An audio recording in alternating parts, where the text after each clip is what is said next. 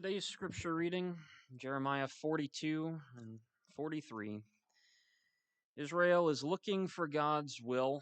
In the aftermath of a horrible event, Jerusalem has been overrun. Most of Judah has been carried off to Babylon at this point. Nebuchadnezzar appointed a governor named Gedaliah. Gedaliah has just been assassinated in chapter 41. And so the remaining Jews are worrying and they don't know what to do. So they come up with a brilliant plan. Let's ask Jeremiah for an answer from God.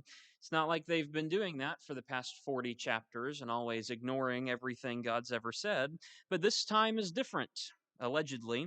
They say in verse 3 of chapter 42, "Pray that the Lord your God will tell us where we should go and what we should do." Jeremiah says, "Sure, I'll ask God. I'll tell you what God says." And they say, "That's good." In verse 5, they answer Jeremiah, "May the Lord be a true and faithful witness against us if we do not do just as the Lord sends you to tell us to do. We will obey what the Lord our God, to whom we are sending you, tells us to do. It doesn't matter whether we like it or not, like what he tells us or not. We will obey what he tells us to do so that things will go well for us." And if you just read those verses, that's a really good commitment, isn't it? It's a pretty good promise. It accounts for basically everything. I'm going to follow God. I'm going to listen to God no matter if I like what he says or I don't. If it's positive to me, I'll follow him. If it's negative towards me, I'll follow him anyway. If it's good for me, I'll follow him. If it's difficult for me, I'll follow him. That's the kind of promise Israel is saying. And if you don't read chapter 43, then it sounds really good. Because then you get to chapter 43, and it turns out what they promised to do wasn't actually true. And when Jeremiah says what God says, when he delivers them the message of the Lord that they should not go to Egypt, that they should instead stay in the land of Judah, Israel says, "I think Jeremiah's lying. We should go to Egypt anyway." And so it turns out, in spite of all of their words and in spite of all of their promises to follow, instead of following God, they really just wanted God to agree with whatever they had in mind the whole time. Sounds a lot like a story Jesus tells in Matthew chapter 21.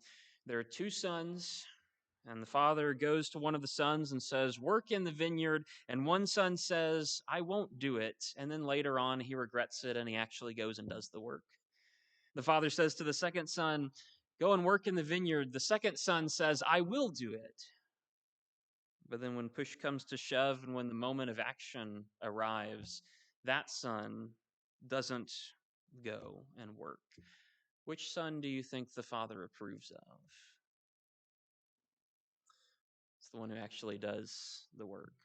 See, it's all well and good to make all these promises, and it's all well and good to promise to follow God, but what actually counts is the willingness to do what God has told you to do.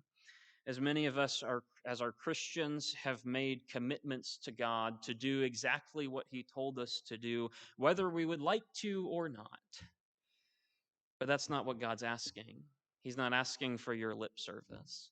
He's asking for you to make good on that commitment and actually dedicate yourself and live like what you've promised. So, if you're a Christian who's made a promise but you're failing in it and you want some help, we'd be glad to do that. If you're not a Christian but you want to make that promise and live up to that commitment, we'd be glad to do that too. If there's anything we can do for you in a spiritual way, just let me know. I'm standing right here. So we all stand and sing this song together.